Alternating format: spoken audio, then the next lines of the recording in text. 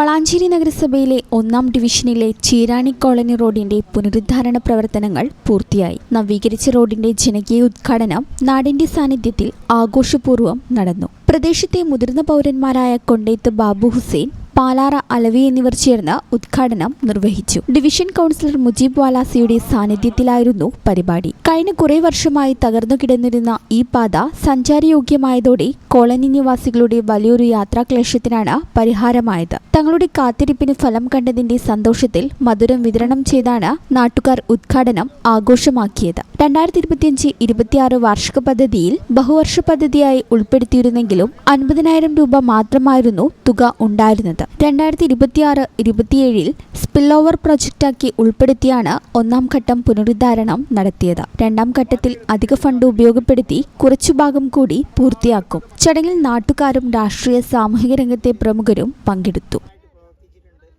ഈ channel news Valanchery.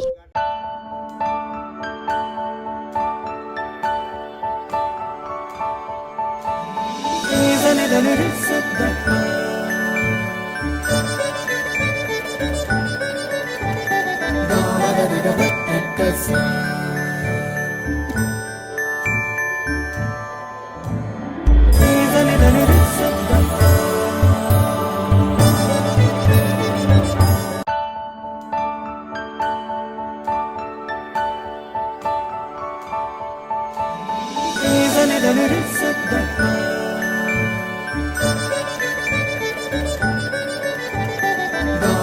da da da